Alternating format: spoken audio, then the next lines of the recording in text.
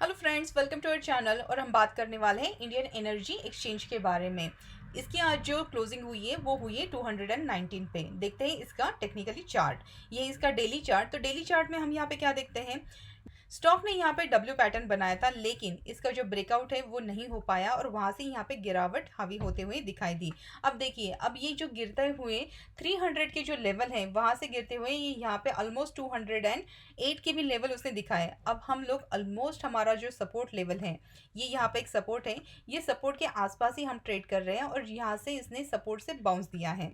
तो कल के दिन में यहाँ पे जो कैंडल बनी थी, ये ग्रीन कैंडल यहाँ से अप ट्रेंड इंडिकेट करती है और जब तक ये स्टॉक 210 के ऊपर यहाँ पे ट्रेड कर रहा है, यहाँ से एक पुल बैक या तो फिर बाउंस की यहाँ से हम एक्सपेक्टेशन करके चल सकते हैं।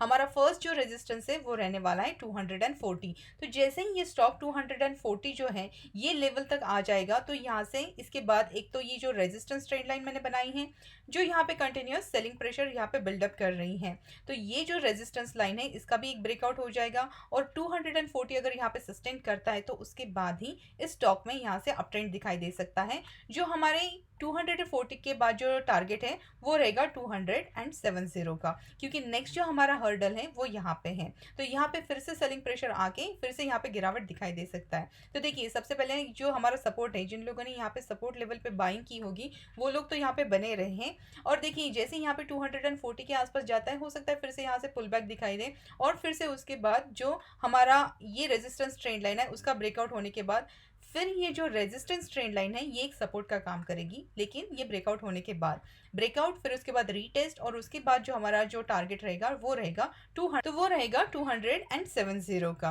देखिए, ये मिड से लेके लॉन्ग टर्म के हिसाब से इन्वेस्ट करने वाला स्टॉक है, क्योंकि इसमें ऑलरेडी जो यहाँ से अप ट्रेंड रैली आई थी, बहुत लंबी अप ट्रेंड रैली आई थी, उसके बाद इसमें एक थोड़ा बहुत करेक्शन बनता ही है और ये जो करेक्शन है ये एक हेल्दी करेक्शन माना जाता है, क्योंकि देखिए यहाँ से एक अप ट्रेंड रैली आने के बाद यहाँ पे एक डिसेंडिंग ट्रायंगल बन रहा है और अगर उसके बाद अगर ये डिसेंडिंग ट्रायंगल का अगर ये ब्रेकआउट होता है तो उसके बाद इसकी जो जर्नी है अप ट्रेंड की तरफ वो फिर से कंटिन्यू होते हुए फिर से हमें 300 के भी लेवल्स यहाँ पे दिखाई दे सकती है, लेकिन उसके लिए थोड़ा टाइम लगेगा।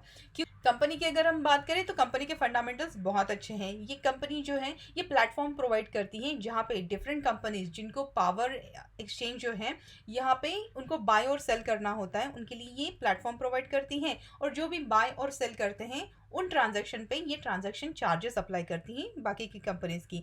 जैसे कि हम लोग हमारा डीमैट अकाउंट एक ब्रोकिंग एजेंसीज पे ओपन करते हैं और यहाँ पे स्टॉक्स की बाय और सेल करते हैं और जो ब्रोकिंग एजेंसी जो होती है वो हमारे जितने भी ट्रांजैक्शन है उस पर चार्जेस लगाती है। सिमिलरली IEX भी ऐसा ही एक प्लेटफॉर्म है। तो देखिए, IEX अगर आप लॉन्ग टर्म के हिसाब से लेकर चल रहे हैं तो लॉन्ग टर्म के रन में ये बहुत ही अच्छा मल्टीफोल्ड रिटर्न देगा, क्योंकि इस सेक्टर में IEX एक मोनोपोली स्टॉक है। अभी तक IEX को कोई कॉम्पिटिशन नहीं है और यही इसका एक एडवांटेज है। तो ये जो स्टॉक है अभी करेक्शन में चल रहा है, लेकिन अगर आप लंबे निवेश के हिसाब से इसमें इन्वेस्ट करना चाहते हैं तो इसको मंथली सिप करते रहे। तो देखिए, अभी जो लेवल है ये बहुत ही अच्छे लेवल है जहाँ पे नए निवेशक जो हैं यहाँ पे एक बाइंग कर सकते हैं। 210 का जो हमारा यहाँ पे बेस है, यहाँ पे एक अच्छी खासी बाइंग बन सकती है और अगर आप मंथली इसमें इन्वेस्ट करते हैं तो आने वाले सालों में ये आपको मल्टीफोल्ड रिटर्न देने की भी कैपेसिटी रखता है।